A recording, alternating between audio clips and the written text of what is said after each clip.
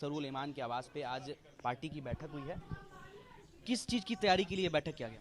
ये हमारा मिशन 2024-25 है कि हमारी पार्टी सीमांचल में इलेक्शन लड़ी थी। सीमांचल से निकलकर अभी हमने बाहर इलेक्शन लड़ा है और हमारी कोशिश है कि बिहार के अक़लियतों को, दलितों को और महरूम तबकात को इंसाफ दिलाएं।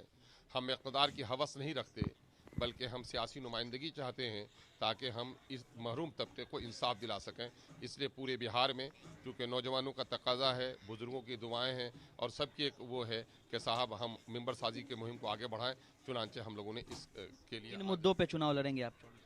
मुद्दों पर लड़ेंगे। मेरा तो सर तप्पा जख्मी है। क्या हुआ? अक़लियतों और दलितों को 75 साल से क्या मिला? न बच्चों को तालीम मिली, न नौजवानों को रोज़गार मिला, न मुस्लिम इलाके और दलित इलाके में सड़कें बनी, न पुल बने। आज जाके देख लीजिए सीमांचल में बड़ी आबादी है अक़लियतों की, 40-40 किलोमीटर पर पुल नहीं है।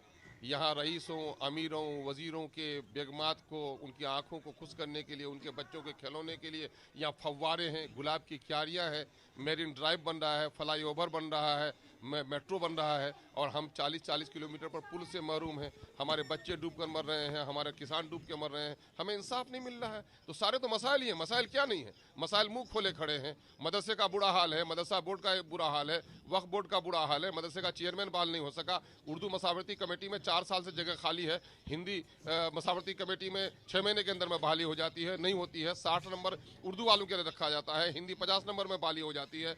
हाई स्कूल से उर्दू का टीचर खत्म कर दिया गया है। 80,000 स्कूलों में उर्दू के टीचर नहीं है, उर्दू की किताबें नहीं मिल पा रही हैं। मसाइल नहीं है, मसाइल ही मसाइल हैं। कहीं गुलनाज मारी जाती है, कहीं सनोबर की गर्दन काटी जाती है, तो मसाइल ही मसाइल है। कहीं दिन दहाड़े डकैती होती है, कहीं हमारे अभी भी मर्डर हुआ है हमारे नौजवानों का अभी, और उसको इंसाफ नहीं मिल पा रहा है। तो मसाइल ही मसाइल है, मसाइल ही मसाइल है। नौकरी में हमको हिस्सेदारी नहीं, सियासत में हमको हिस्सेदारी नहीं, हमारे नौजवानों के लिए रोजगार का कोई मौका नहीं। तो मसाइल ही मसाइल हैं। इन्हीं मसाइल पर हम लड़ाई लड़ेंगे। एक सवाल है, सीमांचल में आपने 5 सीटें जीती, 4 विधायक जो है वो आरजेडी में शामिल हो गए, तो क्या आगे भी आपको इस बात का डर है? शामिल नहीं हो गए, बल्कि मेरे घर में डाका पड़ा। हमारे लोग है ना, ये जितने ज़मीर फरोशी पर ये आमादा थे, उससे ज़्यादा ज़मीर के खरीदार भी थे। इनको मुनाफिकत सिखाई उन लोगों ने, लोभ और लालच दिया। बल्कि मैं कह रहा हूँ यकीनन है कि वो धोखेबाज ज़रूर निकले, लेकिन बिहार की इक़्तिदार को इंसाफ करना चाहिए था। लालू जी ने हमेशा कहा, मैं तो बल्कि समझता हूँ कि लालू जी अगर सही तौर पर होते इस वक्त, तो लालू जी ये कदम नापाक कभी नहीं उठाते, है ना। क्योंकि लालू जी माई समीकरण को अच्छी तरह से जानते हैं। लेकिन उनके साहबजादे जो इस वक्त A to Z यानी 26 खम्भों के महल में रहते हैं, उसने कहा माई का खंभा टूट भी जाए तो क्या बिगड़ जाएगा मेरा। नहीं, यकीनन है लालू जी के विचारों में, तेजस्वी जी के विचारों में बड़ा अंतर है, बड़ा अंतर है। वो माई के लीडर थे, कहीं से कहीं कुछ न कुछ वो कम से कम माई के बारे में सोचते भी थे। ये तो A to Z के लीडर हो गए हैं और बल्कि एम को पामाल किया है इन्होंने। तो मामला ये है कि हमारे पास मसाइल की कमी नहीं है, बल्कि इन्हीं मसाइलों को जो उठा रहे थे, 5 लोगों का जो समय मिल रहा था, ये बेताब हो रहे थे। इनकी परेशानी थी, उसी परेशानी की वजह से उन्होंने हमको तोड़ने की कोशिश की है और हम उसकी परवाह नहीं करते। ये भले ही 4 लोगों को हमसे छीन कर लेके चले गए, लेकिन मैं समझता हूं कि करोड़ों लोगों के दिलों में और हमदर्दी हो गई है।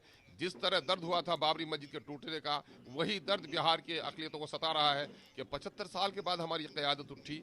5 के आगोश में एक बच्चा आया, उसका भी गला दबा दिया लोगों ने, लेकिन ईश्वर की दया से एक बाकी है। और हम लोगों ने कहा था 4 छीने हो 24 लेकर आएंगे, इसलिए मिशन 24 और 25 पर हम लोग निकल चुके हैं। एक सवाल है, सीमांचल के बाहर जहां भी आपने चुनाव लड़ा, आपके जो वोट आए, कहा जाने लगा कि महागठबंधन को हराने के लिए ये पार्टी वोट कटवा बन गई है।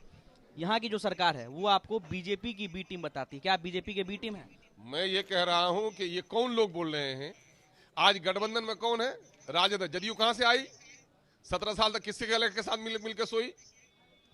तो बीजेपी के साथ जिसने रातों दिन गुजारा वो बीजेपी के एजेंट नहीं।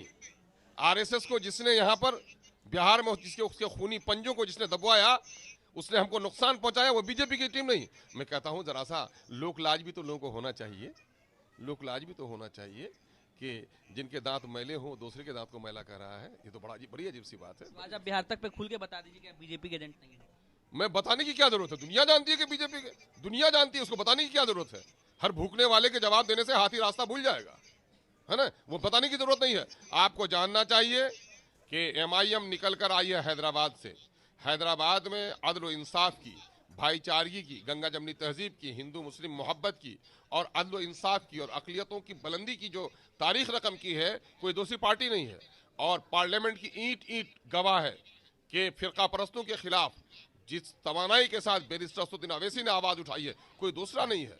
आज भी चाहे एनआरसी का मसला हो, कहां थे ये? 3 तलाक का मसला हो, कहां थे ये बीजेपी के साथ तो बैठे हुए थे। कहां थे एनआरसी के मसले में ये लोग? बीजेपी की बी टीम कौन? जो एनआरसी में साथ दिया उनका वो ना बीजेपी की बी टीम। और एनआरसी के कागज को जो चाक किया उसका नाम बैरिस्टर असदुद्दीन तो अब अवैसी है। किस पे हमला कर रहा है? कौन आपको लगता है कि बीजेपी